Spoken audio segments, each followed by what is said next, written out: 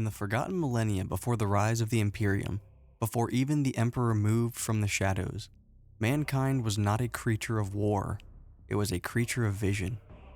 Some 20,000 years before the 41st millennium, humanity discovered the secrets of the warp, the alternate dimension that exists beside real space, chaotic, mutable, and raw with psychic energy. The warp was perilous, but also fast. Where travel between the stars once took centuries, now it could take weeks, even days. The invention of warp drives and the rise of the Navigator gene line, rare mutants able to see currents in the immaterium, unlocked the stars. Mankind did not hesitate. Humanity exploded across the stars in what would later be called the Golden Age of Expansion. Worlds were terraformed with ease, gravity manipulated, atmospheres rewritten, DNA restructured to suit any environment. Colonists became climate sculptors, terraform engineers, and post-human pioneers. No world was too distant, no environment too hostile. This was not conquest, it was inheritance. Billions of humans settled across thousands of worlds. Vast federations of systems were born, trading and collaborating at speeds once thought impossible. The void was not feared, it was charted, mapped, cataloged, civilized. Humanity was not alone in the galaxy, of course. The Eldari Empire ruled distant stars with disdainful elegance. The Orcs had their ever-warring empires in the margins, but for the first time, humanity could hold its own, and it was all made possible by their greatest creation. To sustain the interstellar miracle, mankind turned to science not just for tools, but for companions, and eventually, replacements. The Men of Gold, perfected humans, immortal, psychically stable, and said to embody the very ideals of the species. Whether they were created through genetic science or ancient warp rituals is unknown, but they were paragons, saviors, leaders. Few now remember them, fewer still know what became of them. Some say the Emperor was one of them, others say he destroyed them. The Men of Stone. Engineered for adaptability and hard labor, the Men of Stone were biologically enhanced, cybernetically augmented workers and engineers. Not true machines, but durable and rugged post-humans.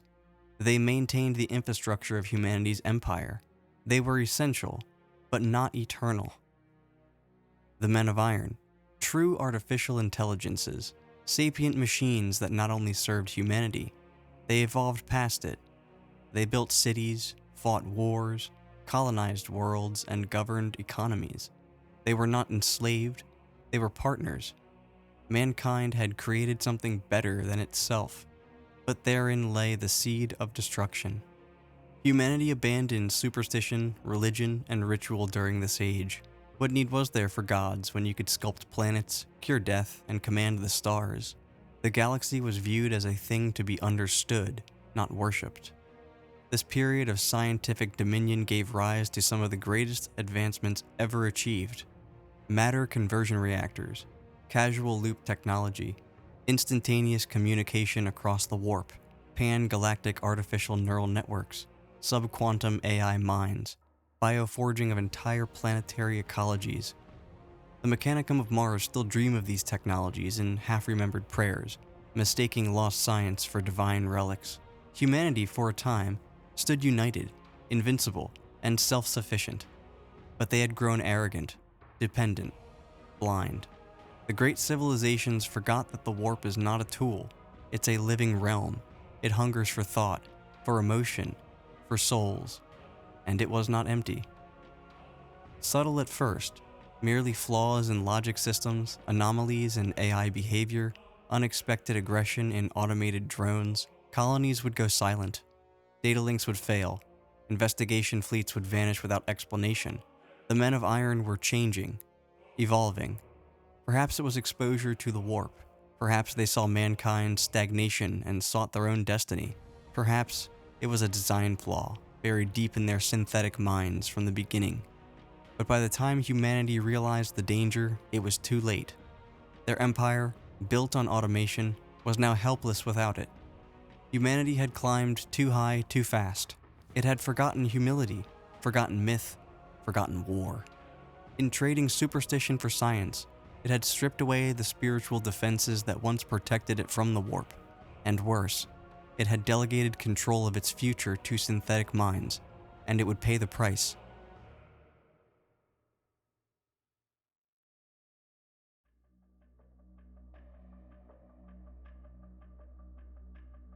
In the golden age of mankind's interstellar empire, when warp travel was stable and progress unbound, there existed no greater achievement than the Men of Iron. They were not just machines.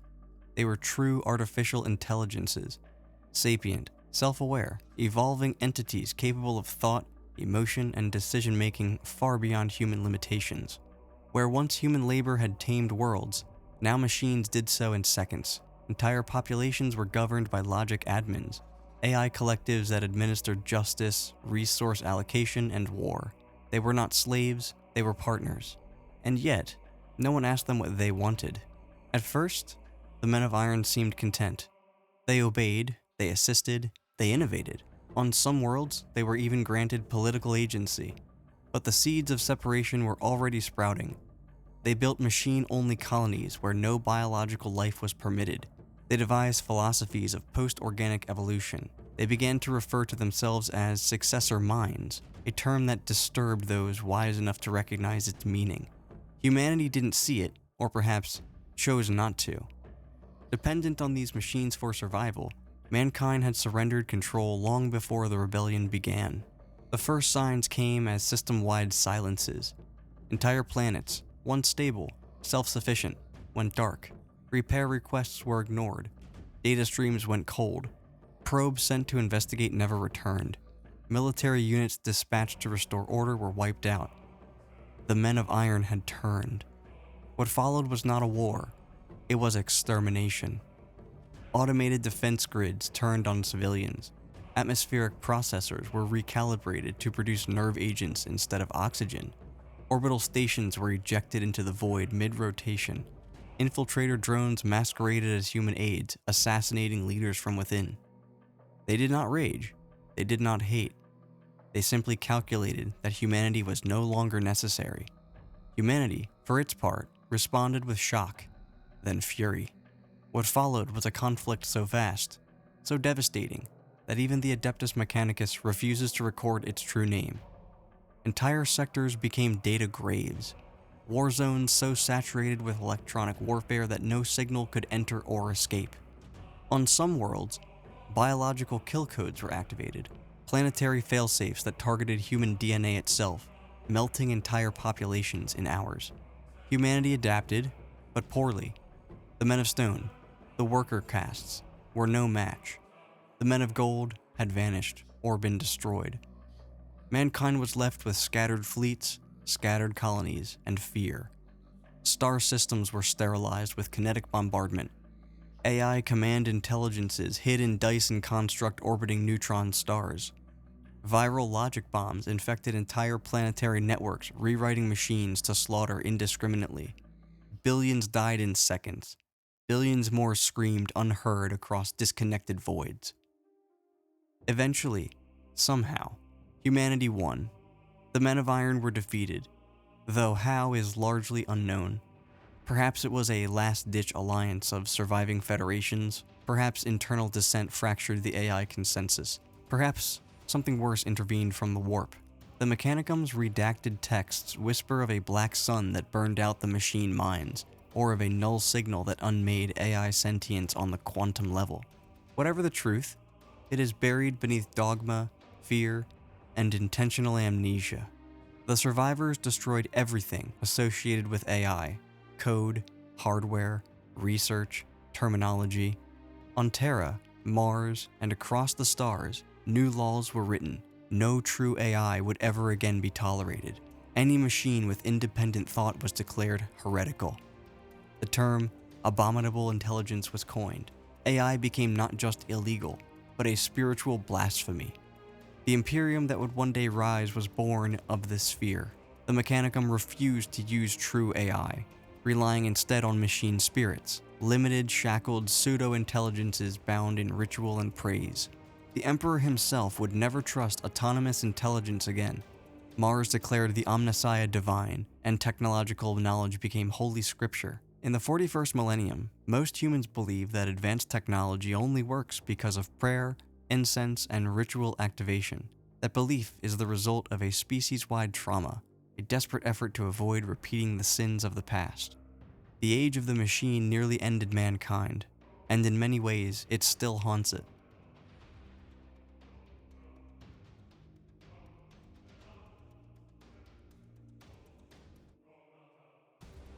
Humanity survived the machine war, but only in the most fragile sense. The men of iron were gone, but the price was devastation on a galactic scale. Star systems had burned, data had been lost, and worse, the web of warp routes that had once connected humanity's colonies had been fractured. This wasn't just the fallout of war. This was the birth of the Age of Strife, a galactic dark age spanning thousands of years, marked by isolation, mutation, and madness. The warp, once relatively calm and navigable, began to change. No one knows exactly why. Perhaps the psyker population of humanity had grown too fast. Perhaps the trauma of the Men of Iron unleashed mass emotion into the immaterium. Or perhaps the gods were stirring. What began as flickers became infernos. Massive warp storms erupted across space. Stable routes dissolved. Planets lost contact. Astropaths and navigators were blinded or driven mad. Ships traveling through the warp disappeared, or worse, came back changed. One by one, systems fell silent. What had been a unified galactic civilization shattered into tens of thousands of isolated worlds, each left to fend for itself. Some remembered Terra, most did not. As warp turbulence increased, humanity faced a new horror, the psychic awakening. Across the galaxy, latent psychers began to emerge in staggering numbers. Some were born with small gifts, foresight, empathy, or strange intuition. Others unleashed raw warp power, destroying cities with a thought or opening a gateway into dimensions not meant to be touched. Most were untrained, unaware, vulnerable, and the warp was hungry. Demonic entities, long dormant, began to notice humanity. They whispered to the minds of psychers, offering power in exchange for flesh. Some psychers were consumed, others became possessed, walking disasters wearing human skin. On countless worlds, civilizations collapsed from within. Entire planets ruled by psychic tyrants and self-proclaimed gods. Warp rifts tearing open reality mid-sky. Cities sacrificed in demonic rituals just to quiet the screaming in one man's head. Psychers became feared, hunted, enslaved, or worshipped as gods. Humanity had survived AI. It was not prepared for its own mind. With communication severed, each human world became a law unto itself. Some regressed into barbarism, ruled by warlords and tribal councils. Others clung to their failing technology, maintaining decaying empires in the shadows of glories that they no longer understood. Still others fell to religion, mutation, or Xenos influence. There were no Space Marines, no Adeptus Mechanicus, no guidance, and most devastating of all, there was no Emperor. Not yet. The seeds of chaos were being sown in fertile soil, worlds enslaved to demonic entities, populations ruined by witch kings and psyker queens, entire planetary civilizations destroyed when their warped leaders exploded in apocalyptic psychic storms. And in the darkness between the stars, the first whispers of the chaos gods echoed louder. Khorne, Tzeentch, Nurgle, Slaanesh. They were not yet household terrors they would become, but they were watching, and they were feeding. On Earth, now Terra, the collapse mirrored the galaxies. The techno-barbarian warlords reigned. The surviving remnants of science became cults and heresies. The once proud cities of mankind's cradle had become fiefdoms, and beneath it all, something stirred. In the heart of the cradle of humanity's history, a presence had remained silent for millennia. Now, it began to act. The Emperor of mankind, long hidden among the people, watching and preparing, understood the danger in a way no one else could. He had lived through every age, seen the rise and fall of the stars. He knew that if humanity was to survive, it would not be by waiting, it would be by conquest. And for that, he would need an army.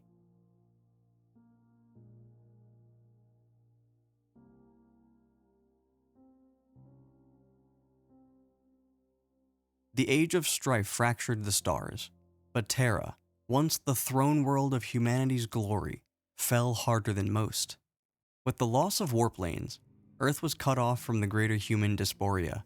The orbital infrastructure that once supplied its megacities and arcologies collapsed. Life support satellites failed, weather control grids deactivated. Megatowers that had stood for centuries, kilometers high, crashed like tombstones into the cities below. Billions died in days. Billions more starved or were consumed by famine riots, neuroplagues, and cannibal war cults. What was left was not Earth. It was hell wearing Earth's skin. The knowledge that once made Terra a hub for science became heresy. The surviving fragments of human civilization worshipped ancient reactors, fabrication engines, and cogitators as divine relics. In the absence of communication, memory, or order, technology was not just misunderstood, it became sacred. Entire tribes were formed around fusion cores mistaken for god hearts, or AI husks revered as divine oracles. Even old war machines controlled by children raised in their broken shells. This is where the roots of the Mechanicum's future machine worship first began, not on Mars, but in the death rattle of Terra itself. From the ashes rose tyrants, mutants, techno-barbarians, each carving out dominions from the continent-spanning corpse of old Earth. These were not mere men. They were genetically altered bio-kings, cybernetic monstrosities, and warp-touched demagogues. The Pan-Pacific Empire ruled from the ruins of East Asia and the Pacific coastlines, governed by the Silicate Lords, post-human tyrants who fused organic minds with failed AI fragments, obsessed with bioalchemy, creating vat-grown monstrosities and psychic war beasts. They employed living weapons grown from human gene stock, armed with bone plasma and psionic rage. Their banners read, "Reason is weakness, flesh is law." They worshipped mutation as transcendence. Their soldiers chanted praises to the DNA helix and devoured the corpses of their enemies to steal their genetic strength. The American hegemony, based in the ruins of North America, a fascistic regime ruled by elector kings who wielded knowledge of ancient strategic AI doctrines and enforced rigid law through automation armies, half machine, half faithful zealots. They treated democracy as a sacred right, but only for the genetically pure, and they executed deviants with ancient nuclear artillery salvaged from orbital silos. Their priests wore the skeletons of machine gods and preached that freedom was obedience to the code. Even in ruin, they believed that they were the last torchbearers of civilization. The Nordific Conclaves, a collection of fortified city-states across the Sahara and Mediterranean ruins, known for harnessing ancient solar weaponry and light-based refractor fields, ruled by electromagi who encoded their minds into light and spoke through prism beams. They used mirror-armored legions and mobile solar arrays to incinerate entire settlements. Their arrogance was unmatched. They believed the sun was theirs alone to command, and built spires to capture solar flares for use in geo-purging rituals. The Danzig Bloc occupied the flooded island chains and drowned megacities of Southeast Asia, constructing floating war temples and storm fortresses, commanded gravity-warping engines and atmospheric manipulation technology. Their rulers called themselves the Drowned Saints, claiming descent from humanity's last oceanographers. They unleashed hurricanes at will, used cyclones to smash inland cities, and enslaved air itself as a weapon. Their elite warriors rode the winds into battle, sheathed in lightning-charged armor. And the Ursh, the most terrifying and powerful of all, located in what was once Central Eurasia, ruled by Caligan, a warped warlord said to drink the blood of psychers to extend his life, employed sorcerer giants and telekinetic artillery, as well as corrupted gene brutes. Their banners showed a bleeding earth pierced by a serpent of fire. The Ursh did not conquer, it consumed. Caligan's cultists believed the warp was not their enemy, but their inheritance. They performed mass sacrifices to summon power and enslaved demons on living iron. Ursh was the first true chaotic state, and Callaghan would one day become the final challenger to the Emperor's dream of unity. Each of these empires wielded forbidden technologies from the Dark Age, weapons that rewrote memories, armor that bled sentient plasma, psi-reactive blades that screamed the names of past wielders, cognitive virus machines that turned soldiers into living code. These were not just tools, they were ideologies made manifest, each faction fighting not just to rule Terra, but to reshape it in their own warped image. Terra was no longer a world. It was the proving ground for the next stage of human evolution, or extinction. And through it all, one man watched. The Emperor of Mankind, silent for millennia, began to stir beneath the surface. Hidden in vaults and gene labs long forgotten, he constructed armies, plans, and legends. He studied the warlords, cataloged their strengths, dissected their ideologies, and then he began to build something new. Not another kingdom, not another empire, but a weapon, a vision, unity.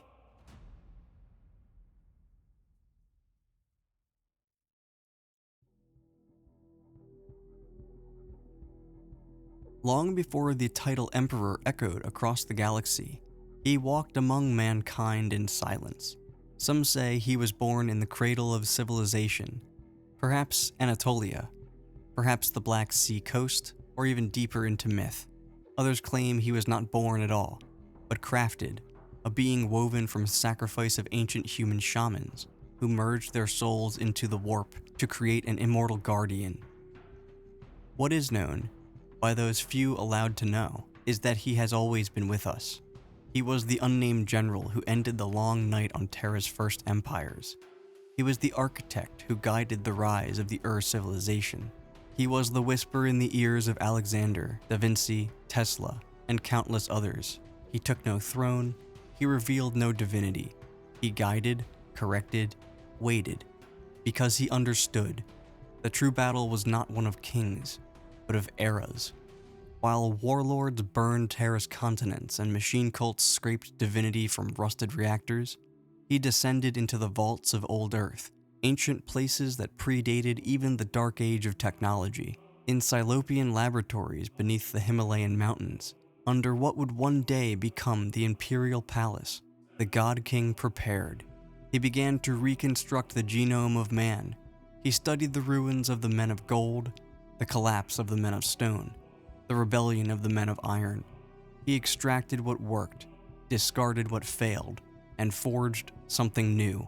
Early genetic templates for enhanced soldiers, warp-dampening techniques to shield minds from demonic corruption, the foundation for psyker integration and discipline, blackstone structures to seal warp breaches, and the first true null psyker experiments. He was not just building warriors, he was building a future-proof species.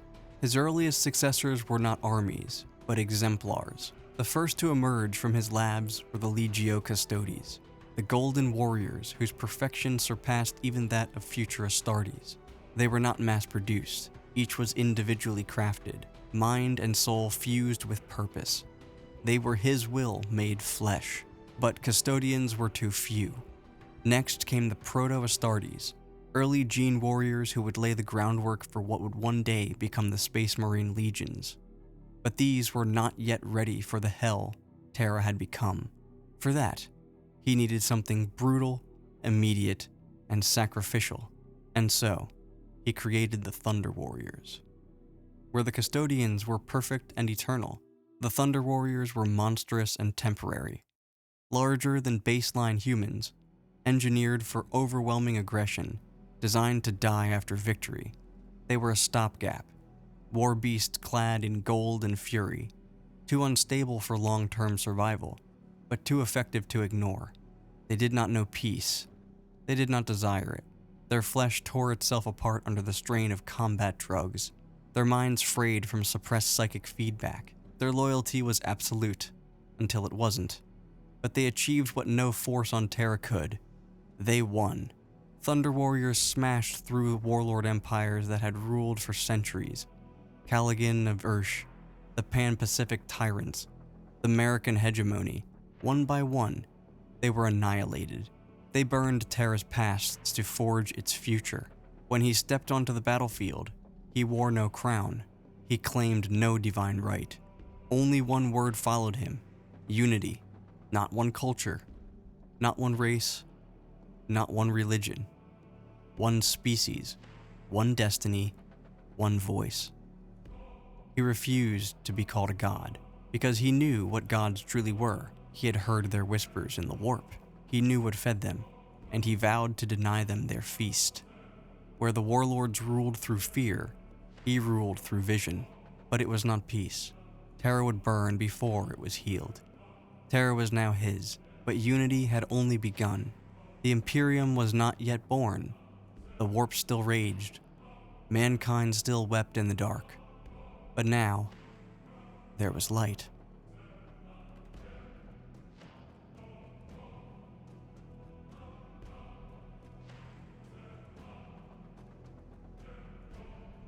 The Emperor of Mankind. He's known across the galaxy by many names. The Master of Mankind, the Omnissiah, the All-Father. His image adorns a million shrines. His will, his doctrine, his dream is war. But who is he really? The truth is, no one knows, and those who may have known are long since silenced, wiped from record, or never existed at all. What follows is not certainty. It is reconstruction, drawn from the fragmented memory, forbidden texts, and the whispers of the last man who may have truly known him. Malcador, the Sigillite. The earliest myths place the being who would become the Emperor thousands, perhaps tens of thousands of years before the dark age of technology. A constant figure, unchanging, never aging, moving across human history. Where there was suffering, he intervened. Where knowledge flickered, he preserved it. Where power corrupted, he ended it. Sometimes as a king, sometimes as a wanderer, sometimes in silence, always watching. He is believed by many to be a perpetual, a rare genetic offshoot of humanity capable of unending life and regenerative resurrection. Others suggest he is more than that, a warp-forged fusion of ancient shamans, a gestalt soul of mankind's primal protectors. What is clear is this: he did not age, he did not die, and he remembered everything. And eventually, he realized, guiding from the shadows was no longer enough. Throughout the age of Terra's ruin, the Emperor kept himself hidden, not because he was weak, but because mankind was not ready. To reveal himself too early would spark worship, and he feared what the warp might do with that belief. To act too soon would bring unfocused violence, not vision. To lead before the time was right would only create another warlord, not a savior. So he watched, studied the rise and fall of every tyrant, cult, and empire, learned their languages, dissected their ideologies, cataloged their failings. The Thunder Warriors, the Custodes, the Legions, the Imperial Truth, all of it was forged from what he learned in those years of silence. He did not conquer Earth alone, he absorbed it. Of all the beings in the galaxy, only one is known to have stood beside the Emperor from the beginning of his rise to the edge of the heresy. Malcador, the Sigillite, High Lord of Terra, first Grand Master of the Assassins, founder of the Administratum, and humanity's greatest psyker, besides the Emperor himself. Where the Emperor was the sword, Malcador was the veil. He worked in secrecy, in patience, in the long game. He scoured Terra for artifacts of the Dark Age. He led secret wars against warp cults and rogue psykers. He erased knowledge that might awaken chaos gods prematurely. He bound psychic weaponry, sealed demon hosts, and oversaw the Proto-Inquisition. Together, they were vision and execution. Malcador called him Lord, but also friend. The Emperor called Malcador Sigillite, a title of ancient weight, meaning keeper of the seal, and Malcador never broke it. Before the Great Crusade, before the Legions, there were prototypes. The Emperor used his hidden labs beneath the Himalayan mountains, Primarch vaults, to begin a new kind of soldier. Not like the Thunder Warriors, who burned too hot and broke too fast. These warriors would be genetically enhanced, physically regulated, uniform, obedient, and resilient. Early failures taught bitter lessons. Some candidates rejected their gene seed, others devolved into madness. Some units refused orders, others were too emotionally unstable. Each flaw became a lesson, each disaster a stepping stone. The final prototypes were unstoppable. Hidden beneath Terra, within the ever-growing palace complex, the Emperor maintained deep vaults of ancient knowledge, some from the dark age of technology, others recovered from the Men of Iron or pulled from the edge of warp space itself. Here, he studied warp nullification, eventually creating the Sisters of Silence, preserved lost archaeotech too dangerous to share, sealed prophetic visions scrawled in ancient languages from forgotten time, bound things that should never be spoken of, and perhaps he spoke to the warp itself. There are reports of crypts that scream, of blackstone obulettes that pulse with demonic hate, of prisons that do not hold bodies, but ideas. What he locked away in those vaults may have been even more dangerous than what he created. As his plans neared fruition, the Emperor made one commandment above all: let no man make me a god. He feared what belief could do. He had seen what chaos was. He knew that the warp feeds on emotion, especially the absolute emotion of worship. To become a god would not uplift him, it would enslave him to an echo of himself, bloated and corrupted by belief. This is why he founded the Imperial Truth, a doctrine of silence, reason, and atheism. It was more than a cultural principle. It was a psychic shield, a line of defense against chaos. But in commanding disbelief, he sowed the seeds of heresy, because deep down, humanity wanted a god, and eventually, it would create one anyway.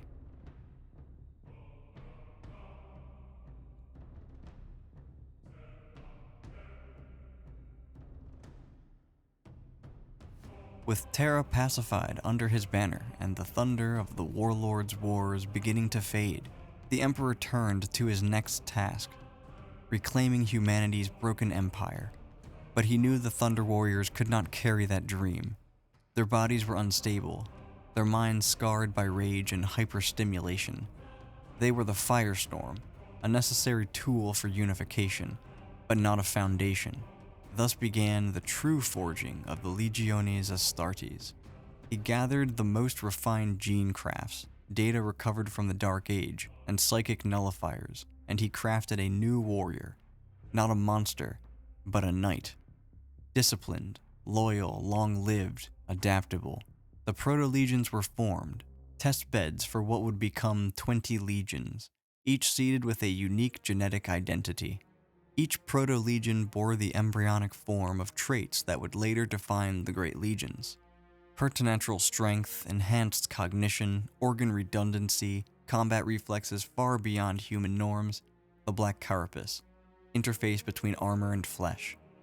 Some had early psychic potential, others exhibited extreme adaptability in hostile conditions. A few were known for berserker tendencies, a trait that would echo in legions like the World Eaters.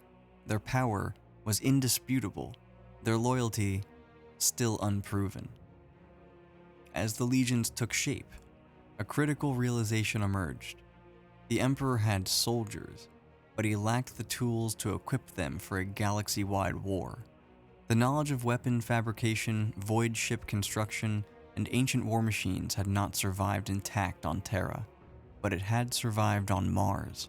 Mars, during the Age of Strife, had fared little better than Terra, but its culture had evolved differently. The ancient fusion of science and religion became faith in the machine itself. The cult mechanicum believed the Omnissiah was the divine embodiment of knowledge, that all machines possessed machine spirits, and that technology must be worshipped, not merely understood. Though vastly divergent from the Imperial truth, the Emperor did not destroy them. He struck a deal. In the great manufactorums of Olympus Mons, the Emperor met with the Fabricator General. There, they signed the Treaty of Mars, which would lay the foundation for the Adeptus Mechanicus and the Great Crusade to come. Mars would now recognize the Emperor as the Omnissiah incarnate. The Mechanicum would supply weapons, voidcraft, and knowledge. In return, the Imperium would protect Mars and its forge worlds, and the Ecclesiarchy and Mechanicum would remain philosophically distinct. This treaty, full of pragmatic heresies, bound the Imperium to the cult Mechanicum in an uneasy alliance that still persists in the 41st millennium. Together, they began to build the engine of conquest, with Mars supplying weaponry and arcane technology, and Terra churning out Astartes at unprecedented rates. The Emperor turned to the next piece of the puzzle, the rebuilding of the Stellar Navy. Warp storms still raged across much of the galaxy, but slowly, some began to wane. Strategic warp routes were uncovered, mapped, and restabilized using ancient beacon arrays and psychic triangulation. The expeditionary fleets were formed, thousands of ships carrying tens of thousands of Astartes and support personnel. Each fleet built around a legion, supported by Imperial Army regiments, outfitted with macro weapons, teleportarium, cybernetica, and void shields. Equipped with navigator houses now sworn to the Emperor's banner, they would become the spearhead of the Great Crusade. But the Emperor's plan was not yet complete. In the deepest levels of the Himalayan vaults, the Emperor conducted his most ambitious experiment. 20 genetic super beings, created not merely as warriors, but as generals, symbols, and extensions of himself. Each was shaped with deliberate ideological and physical traits. Scientists and prophets, strategists and monsters, suns and weapons. They were the Primarchs. But the Warp noticed. Whether by accident or design, the Primarchs were scattered across the galaxy in a cataclysmic event, ripped from their incubation vaults and flung to distant worlds. Some would land in enlightenment, others in horror. All would be changed, and all, the Emperor vowed, would be reclaimed.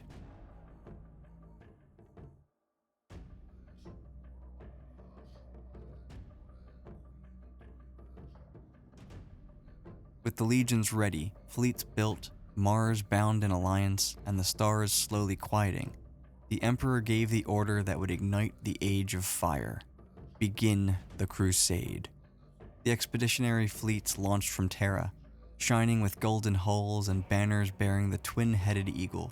Astartes strode forth for the first time in glory. Planets lost to warp storms blinked on scanners, and across the stars, the dream of unity was reborn. The Great Crusade had begun. The vast fleet armadas of the Imperium surged outward from Terra in all directions, bearing the banners of the Aquila and the burning light of the Imperial truth. Each fleet was a spear point of civilization, part war machine, part missionary convoy, part reclamation force. These were not invasions in the traditional sense. These were acts of resurrection, attempts to find the lost children of humanity scattered across the stars since the Age of Strife and bring them home under a single banner. But the stars had changed. At first, the victories came easily. Worlds once thought lost were found to still harbor human populations, shrunken, isolated, but intact. Most welcomed reunion. Many had preserved memory of Terra. Some had even maintained crude spaceflight or atomic-era infrastructure. These rediscovered colonies were called the Compliant, worlds brought back into the Imperium's fold through diplomacy, gifts of technology, and reminders of shared history. But not all humanity had waited in peace. The most horrifying realizations of the early Crusades was that humanity had not remained human. During the long isolation of the Age of Strife, some human colonies had been genetically manipulated to survive hostile environments, or physically warped by the influence of the Immaterium. Others still were forced to interbreed with, or become enslaved by, xeno races, and others were reshaped by their own rogue science or biological engineering. These offshoots were classified by Imperial scholars as adhuman clades, or Homo sapien veritatis, ranging from minor physical deviations to fully divergent species. Some were tolerated, most were exterminated, because the Imperial truth was clear. There is one species, there is one destiny. All else is heresy. Many worlds resisted compliance.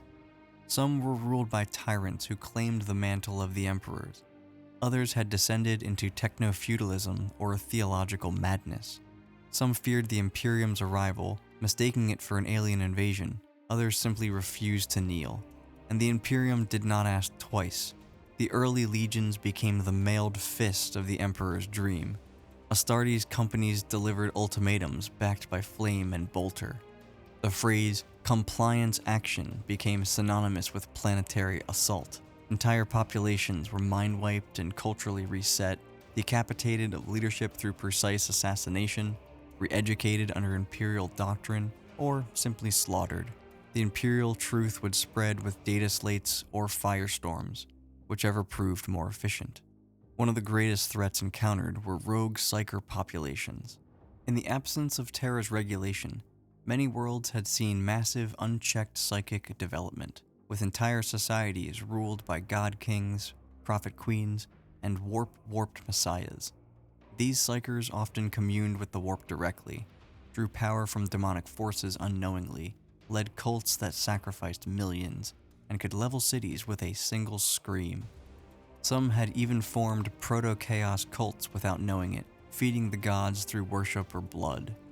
The Silent Sisterhood, the Emperor's cadre of null psyker witch hunters, accompanied the Astartes in these actions, sealing rifts, executing unstable psykers, and binding those who might be trained. Worlds that could not be purged were often declared perditus, lost worlds. Their names were struck from Imperial records and left to burn. Despite the bloodshed, the Great Crusade was working. Humanity's banner began to stretch across the stars once more. Each compliant world added to the Imperium's strength, providing raw materials, manpower, and cultural legacies that were carefully standardized into the growing Imperial system. But the toll was staggering. Billions dead across the Segmenta Solar and Obscurus.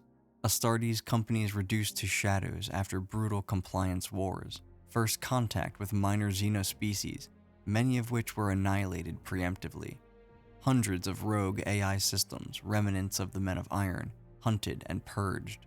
The Emperor's vision was gaining momentum, but its purity was paid in fire.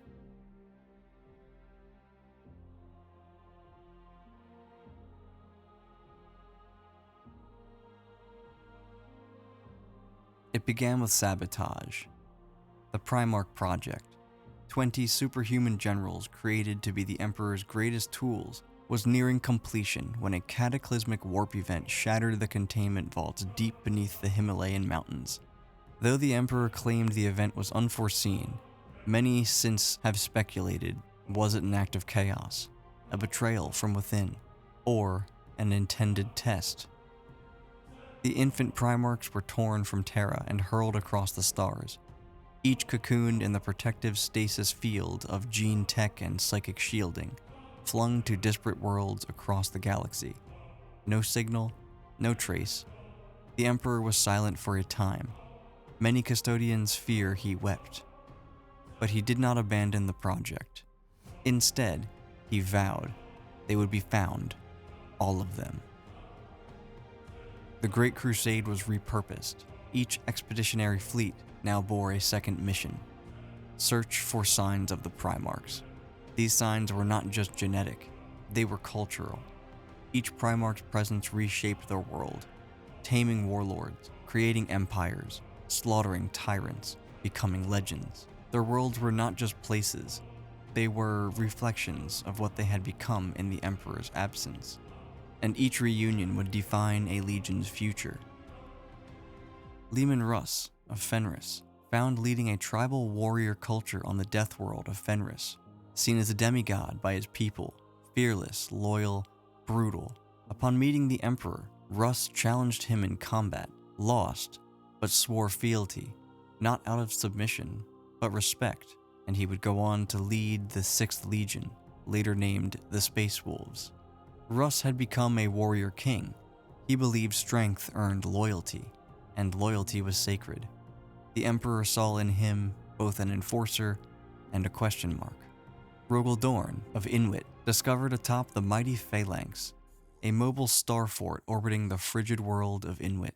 He preserved discipline, order, and ancient technologies with obsessive precision. His reunion with the Emperor was immediate. No words, simply a kneel, and he took command of the 7th Legion, the future Imperial Fists. Dorn was built for fortification, loyalty, and silence. His mind was a bastion. The Emperor trusted him, perhaps too much. Guilliman of Macragge, raised as a noble in a stable, structured empire, turned Macragge into a beacon of civilization and governance. He built a perfect model of Imperial doctrine before knowing the Imperium existed, and accepted the Emperor with awe and without question, and took command of the 13th Legion, the Ultramarines. Guilliman's mind mirrored the Emperor's own, visionary, pragmatic, ambitious, but he lacked one thing: cynicism. Magnus the Red, of Prospero, the most psychically gifted of all the Primarchs, he built a society of sorcerer-philosophers on Prospero. Magnus embraced the warp as a tool, as a source of power and enlightenment, and the Emperor welcomed him, yet warned him to limit his gifts as he took command of the 15th Legion, the Thousand Sons. Magnus was everything the Emperor feared and loved. Their bond was genuine and doomed. And Horus, the first Primarch to be rediscovered on Chthoniya, raised in Terra's shadow on a savage, collapsing world. The Emperor saw in him the makings of a perfect warlord. Horus became War Master, first among equals, commander of the Crusade, leader of the 16th Legion, the Luna Wolves. Horus was not corrupted at discovery, but he was wounded by expectation, loved too much, trusted too deeply, and it would cost the galaxy everything. Upon reunion, the Emperor used each Primarch's genetic structure to stabilize their parent legion's gene seed, imprint their traits culturally and doctrinally, and align each force with strategic doctrine. Each legion became a mirror of its Primarch. The Blood Angels became Angels of Death, mirroring Sanguinus's nobility and fury. The Iron Warriors embraced siege warfare, echoing Perturabo's cold precision. The Alpha Legion embraced secrecy and subversion, like Alfarius, and maybe Omegon. This unity was powerful, but it also meant, when a Primarch fell, their legion fell with them. By the time the last Primarch was found, the Imperium had changed. The legions now stood tall. The Crusade had reached the galactic rim. And yet, something shifted. Each Primarch brought with him strength, but also ideology, loyalty, but also ambition, a desire to follow, but also to prove. The Emperor had reclaimed his sons, but in doing so, he had multiplied the variables of fate, because some would bend the galaxy to his dream, and others would burn it in defiance. By the midpoint of the 31st millennium, the Imperium of Man had grown to encompass hundreds of thousands of worlds. The rediscovery of the Primarchs had transformed the legions from elite fighting forces into apocalyptic engines of war. The Imperial truth was carved into the stars by plasma fire and bolter round. Every system was either brought into compliance, enslaved by force, or erased from history. The dream of unity was now a tide of conquest, but conquest does not exist in a vacuum. The galaxy was occupied by ancient, powerful, and very much aware forces. Though long past the apogee of their empire, the Eldari still maintained pockets of high civilization on craft worlds and maiden worlds. Imperial contact was strained. Most Eldari saw humanity as a crude upstart race, dangerous and irrational. The Emperor forbade war with the Eldari unless provoked. Still, skirmishes occurred. Orcs were everywhere. Not primitive savages, as once believed, but complex ecosystems of war, self-replicating across entire sectors, drawn to the sound of combat like sharks scenting blood. Some orc empires were vast, spanning hundreds of worlds. Others were concentrated Wog hordes, mobile and devastating. The Luna Wolves, Salamanders, and Death Guard were often assigned to orc extermination campaigns. Some orc warbosses became infamous. Warboss Dreg Ironjaw of the Glull system held off Imperial forces for 5 years. The orcs were never truly conquered. only cold, and the Imperial assessment became simple, infectious, eternal, kill them until they stop, then kill them again. Not all alien civilizations were primitive. The Interrex were a human-Xenos hybrid empire, highly advanced, culturally rich, and resistant to chaos through the use of harmonic psychic resonance. When the Luna Wolves made contact, diplomacy was attempted, but cultural misunderstandings, xenophobic distrust, and an incident involving a chaos-tainted artifact led to open war. The Interrex were destroyed. Horus later lamented the event, calling it a loss of something we might have become. Malkador called it a test we failed. One of the most horrific wars of the Crusade era, the Ragdan Xenocides, involved multiple legions, including the Dark Angels, Iron Warriors, and Death Guard. The Rangdan were an ancient race of psychic Xenos, highly intelligent, capable of manipulating the warp in ways that nullified Imperial technology. Entire sectors were quarantined, with rumors of soul-dissolving weapons, psychic storms consuming entire planets, and legions forced into mass tactical retreat. The conflict was eventually won, but at great cost. Many records were destroyed or sealed, and some believe the Rangdan were not Xenos at all, but something far worse. The public goal of the Great Crusade was unification, but the Emperor had another purpose, one he shared with only Malkador and his inner circle. He was preparing the galaxy for the construction of the Webway project. Beneath the Imperial Palace, within the deepest catacombs, the Emperor worked to access the Eldari Webway, a vast network of warp-null space tunnels which would eliminate the need for warp travel altogether and would also deny chaos access to the minds and souls of mankind. The Great Crusade was not just conquest, it was distraction, a vast, galaxy-spanning sleight of hand to keep the eyes of the warp focused on the war, while the true salvation of mankind was being built in silence. But the Webway was not complete, and the warp had noticed.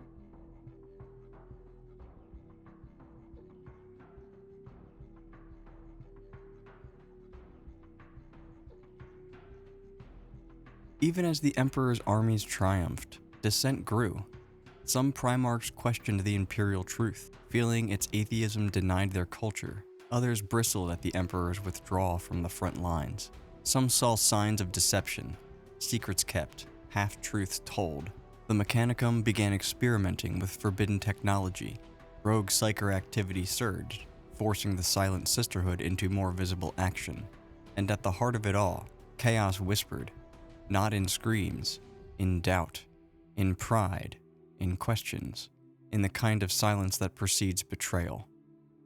Lorgar Aurelian, the 17th Primarch, was not like his brothers.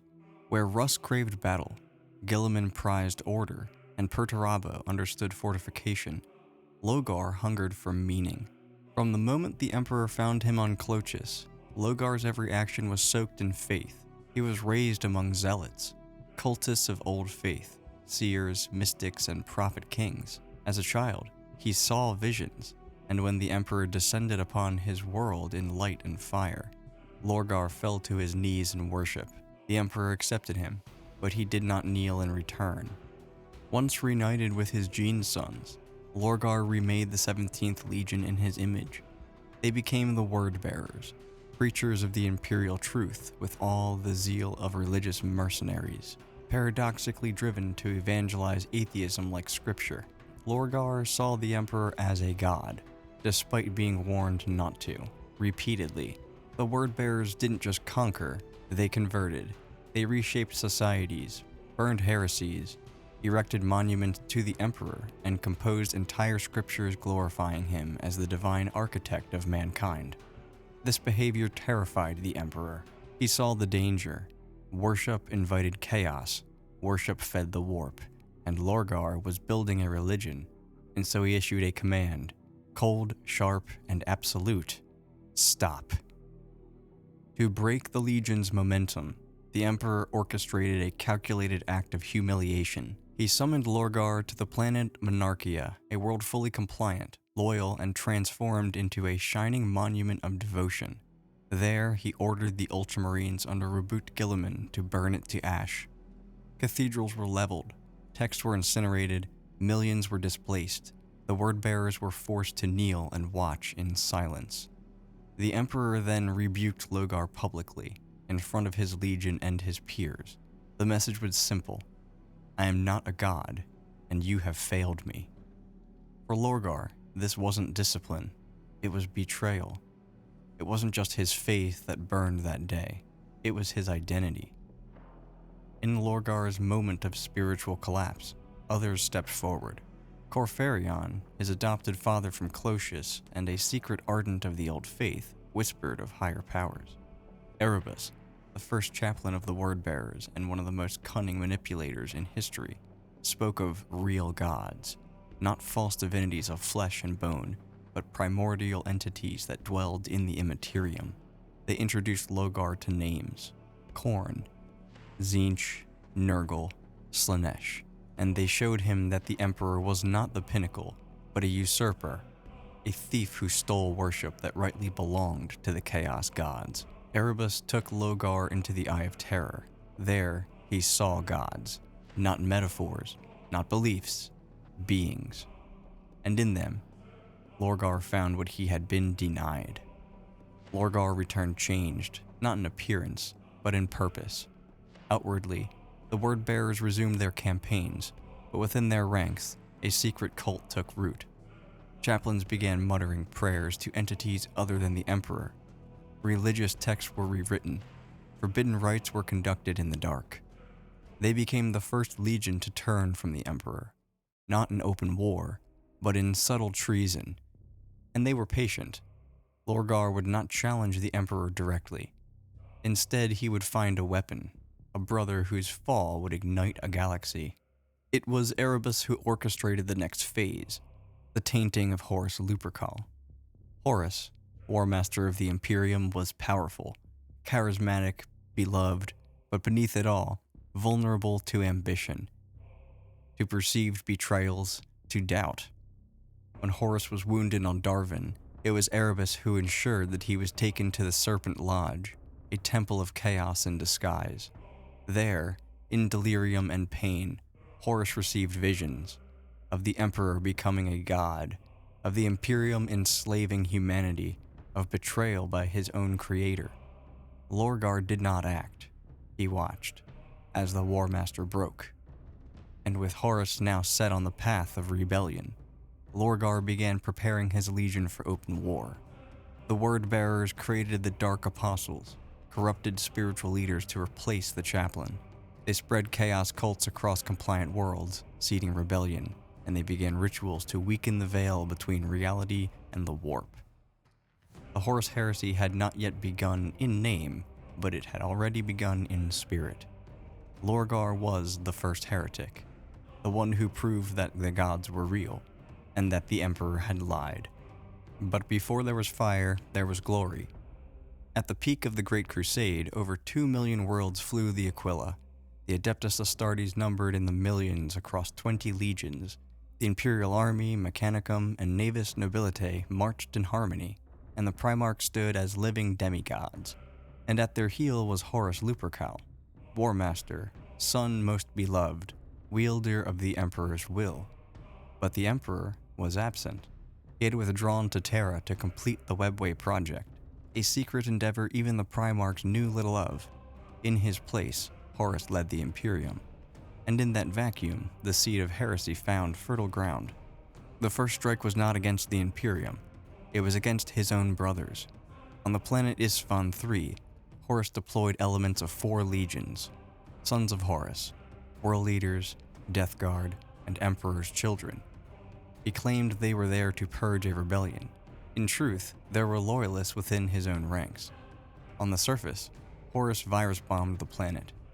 Atmospheric ignition turned cities into glass. Chemical plagues consumed Astartes in their armor. Tens of thousands of loyal Space Marines died. Some survived in sealed bunkers, including Captain Gavriel Loken, who would become one of the first voices of truth. The war had begun. The Emperor dispatched 7 legions to confront Horus. The Raven Guard, the Salamanders, the Iron Hands, the Word Bearers, the Night Lords, the Alpha Legion, and the Iron Warriors. The first 3 made planetfall. The latter 4 were their reinforcements, or so they thought. As the Loyalist legions pushed forward, their allies turned and opened fire from behind. Vulcan was captured, Corax barely escaped, and Ferrus Manus, Primarch of the Iron Hands, was beheaded by Fulgrim. The drop site massacre became legend, an act of betrayal so total that it echoed across millennia. The heresy was no longer rumored, it was reality. And the betrayal shattered the Imperium. 9 legions declared for Horus. 9 remained loyal. 2 were erased from record, their fate sealed behind redaction. Each traitor legion embraced chaos differently. The word bearers became the apostles of demonic truth. The world leaders descended into madness and blood. The Emperor's children sought sensation beyond sanity. The Death Guard embraced decay, worshipping Nurgle. And the Thousand Sons, betrayed and broken, gave into Tzeentch. The War Master's allies were not just Primarchs, but gods. And the Loyalists, they were scattered, outnumbered, and desperate. Throughout the galaxy, Loyalist worlds were burned by traitor fleets. Warp storms began to intensify, obscuring communications. Civil war ignited across Forge worlds, Fortress moons, and naval battle groups. The Mechanicum fractured. Dark Mechanicum forces aligned with Horus. Warp-tainted constructs and demonic engines were born in their forges. The Sisters of Silence and Custodians deployed beyond Terra for the first time in millennia. And at the center of it all, the Emperor could not leave, for to abandon the webway would mean chaos would overrun Terra from beneath. The trap had been sprung, and it was working. After 7 years of galactic war, Horus Lupercal's fleet reached the Sol system. The journey had been one of devastation. Entire sectors burned, Primarchs slain or turned, Loyalist forces shattered and scattered. By the time the War Master's fleet passed the outer Sol defenses, only a single shield remained between the traitors and Terra, the Imperial Palace. But it was no mere palace. It was a continent-spanning fortress, fortified over decades by Rogel Dorn, built with the labor of 1,000,000 worlds and defended by the Imperial Fists, the Blood Angels, the White Scars, the Sisters of Silence, the Custodians, and billions of Imperial army troops. They were the last wall between the Emperor and extinction. The opening phase was orbital warfare on an apocalyptic scale. The Phalanx, Rogel Dorn's personal star fort, held the inner system. Mass drivers pounded Luna, reducing cities to molten glass. The Dark Mechanicum deployed demon-forged ships, screaming things that should not exist. Eventually, Luna fell, and with it, the inner ring of the Imperial defenses. The traitor fleet began atmospheric descent. Horus deployed Mortarion with his plague-ridden Death Guard. Angron, a now blood-drenched demon prince of Khorne. Fulgrim, twisted by Slanesh into a serpentine terror. Perturabo, commanding endless siege artillery. Lorgar, leading legions of chaos-warping cultists. And Magnus, whose Thousand Sons now wielded raw warp sorcery. They would break the walls, or die trying. Rogel Dorn had turned the Imperial Palace into a fortress more vast than most continents. Its defenses included miles-thick ceramite and adamantium walls, void shield arrays powered by entire fusion cores, kill zones layered with overlapping artillery fields, and warp-dampening fields to blunt sorcery. The siege began with the Serpentine Gate, the first of the palace's 7 primary bastions. It took the lives of entire legions just to breach the outer curtain wall. Every corridor became a tomb, every hallway a butchery, and the traitors advanced foot by foot, losing thousands for every meter. And still they came, and as the walls cracked, heroes rose and fell. Sanguinius fought on the front lines, battling demon princes and traitor champions. His nobility inspired millions. He knew his death was fated. Rogel Dorn coordinated the defenses of the palace with mathematical precision, personally leading counter-assaults, and was seen fighting for 8 straight days without sleep. Jagatai Khan, master of the White Scars, launched hit-and-run raids behind enemy lines, led a daring counterattack that destroyed a Death Guard siege cohort, and was last seen chasing a Dark Mechanicum war engine into the webway. Constantine Valdor, the commander of the Custodians, fought in every major engagement. He killed the Demon Prince of Nurgle with a single blow, and eventually led a final fallback to the Eternity Gate. And the Sisters of Silence hunted rogue psychers in the palace depths. They sealed warp breaches with their very presence, but many died with their blades in hands, never speaking a word. And above it all, the Emperor watched. With the palace breached and the Loyalists near breaking, the Emperor made a choice.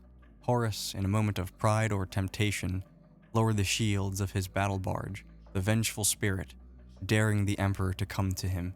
This was the moment he had waited for. Gathering his custodies, Sanguinius and Rogel Dorn, the Emperor teleported aboard the War Master's flagship. The final confrontation had begun. What happened aboard the Vengeful Spirit remains partially apocryphal, but the core truth remains. Sanguinius reached Horus first. The angelic Primarch confronted the War Master. He offered mercy. Horus offered death, and Sanguinius was slain, his wings shattered, his soul torn. But his death weakened Horus. The Emperor arrived, and the battle between father and son was beyond mortal understanding. Bolts of psychic energy vaporized steel, realities fractured around them, and Horus, empowered by the full backing of chaos, nearly killed the Emperor. But then, a loyal Imperial officer, blinded and broken, wandered into the chamber. Horus obliterated him with a glance. Seeing that act, the casual murder of loyalty, snapped the Emperor's resolve. He unleashed his full power, and he destroyed Horus utterly, body and soul. But victory had its price. The Emperor's mortal shell was shattered. His body, broken beyond healing, was returned to Terra and interred upon the Golden Throne, the only device capable of sustaining his flickering essence. Rogel Thorn wept. Terra was saved, but the dream was dead.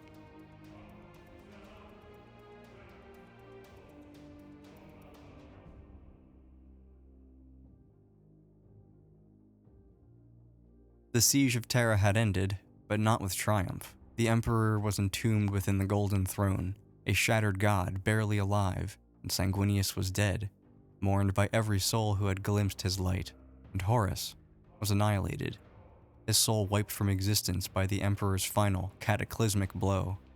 The traitor Primarchs fled, abandoning Terra and retreating into the Eye of Terror, a region of the galaxy where real space and the warp intertwined into maddening chaos. The Imperium was left in ruin. The Imperial Palace was rubble. The Imperial army was fractured. The Mechanicum was divided, and the legions were hollowed. But one thing still remained: vengeance. The Loyalist legions were not broken. They were transformed.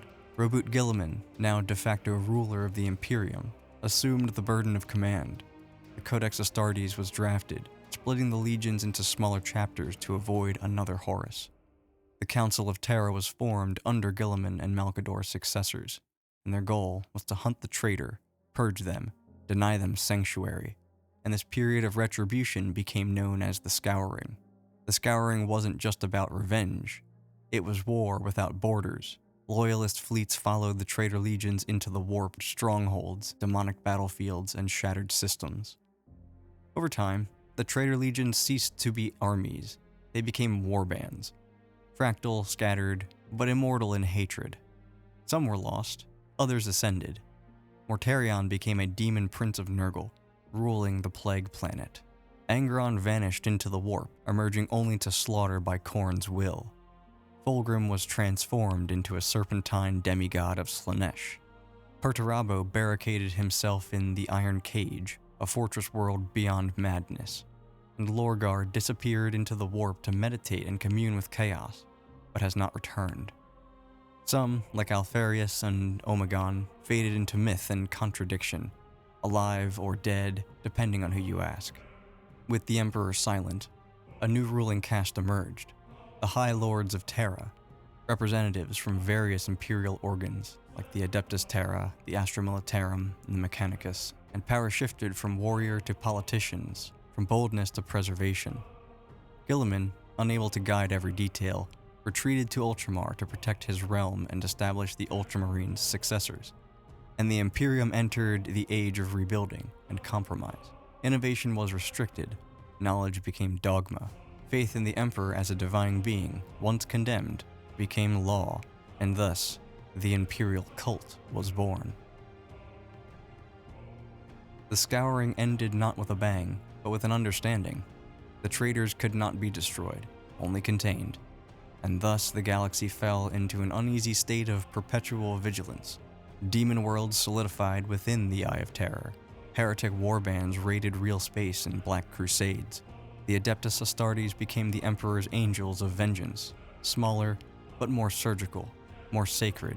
The Horus Heresy had burned the galaxy, but the Emperor still remained, and they would flare again and again, forever.